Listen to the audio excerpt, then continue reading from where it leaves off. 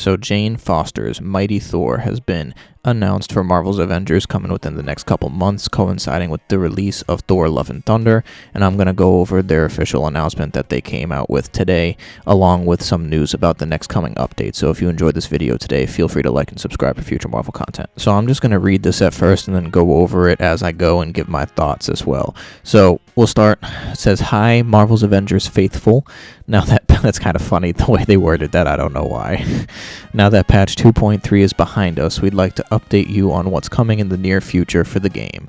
This includes some great improvements to the event system, as well as our next playable hero, Jane Foster, the Mighty Thor. So our next update, 2.4, is targeting a May release, okay?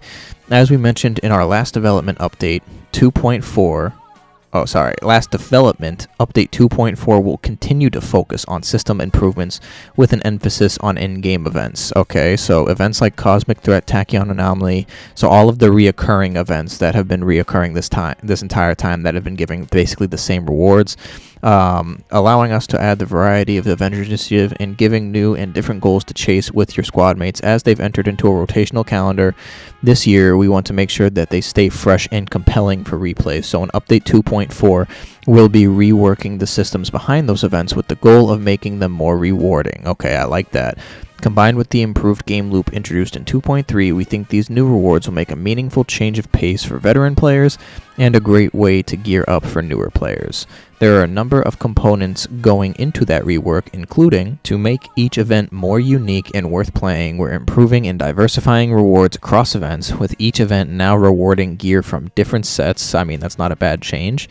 Adding unit rewards to a wider variety of event missions to provide even more ways to earn shipments and cosmetic vendor outfits. Again, not a bad change. Adding higher power level gear rewards to meta objectives to create another path to gear up beyond the soft cap on drops for non-raid and Omega level threat content. Okay, this is the biggest thing right here as well. I'm going to read the last bit real quick. Meta objectives will grant rewards to your entire eligible roster, not just a single hero, allowing you to gear up your squad while playing your favorite hero. Okay, so the biggest thing for me personally, and I feel like it's going to be the biggest thing for a lot of people, is adding higher power level gear rewards to meta objectives to create another path to gear up beyond the raid and the OLT, right?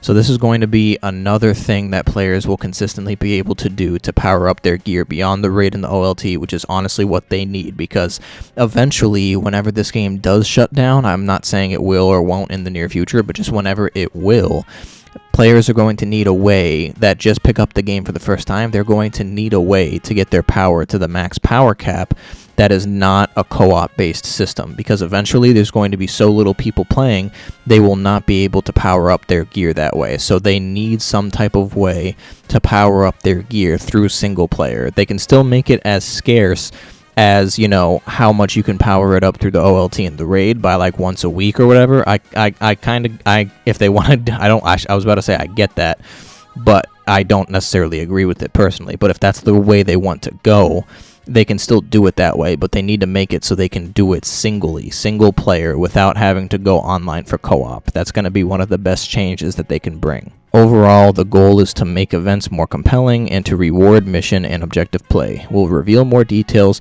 on specific changes in blogs and live streams as we get closer to update 2.4, and they already said 2.4 will be coming in May.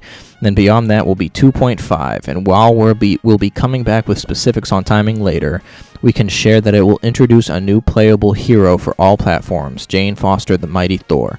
Our hero designs are driven first and foremost by their core comic book identities. So as a fellow wielder of Mjolnir, her suite of abilities will have a lot in common with Odinson's. However, she will have elements that are distinctly Jane. More details on how Jane will come to life in our game will be coming in the future. Okay, so then obviously just, you know, saying more to the fans. But here's the thing, specifically, number one, when we're talking about a release date for Jane Foster, they obviously announced her because they're riding the Thor Love and Thunder hype, which is obviously a good decision because she's going to be the Mighty Thor in that movie, which also means that this, in my opinion, is only a good decision if she releases before and or at literally basically the same exact time as Thor Love and Thunder. So we're looking at a time frame between now and July when Thor: Love and Thunder comes out. That can be our assumed time frame for this. I think that would be wise to think that.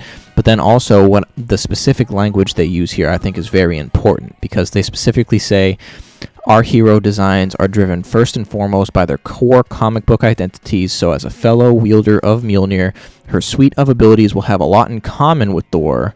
However, she will have elements that are distinctly Jane. I feel like this is very important because this kind of clarifies, especially for me, I had a lot of questions when there were rumors about an Echo character before and how much they would be similar to the character that they were copying, and like if it was just going to be literally a one-for-one and there would basically be no point in it being a whole new hero. But clearly she is going to have different capabilities than Thor himself, so that's already a great sign for me, and it already got me way more excited for her than initially, because even if her normal combos are the same, if her heroics and her gear are different, I'm absolutely all for it. So that made me really excited for it. That's just about all the information we have for it right now. So obviously the core things, update 2.4 is coming next month in May. It's going to add more options for upgrading your power level than the raid and the OLT. The options are going to be through the reoccurring events. And then Jane Foster will come in update 2.5, which in my opinion, the wise time frame is going to be between now and July. So that about wraps it up for today's video. If you enjoyed this video today, feel free to like and subscribe for future Marvel content. Comment down below if you're excited for Jane Foster's Mighty Thor, or if you're not, and give your reasoning as to why. But I appreciate you for watching the video.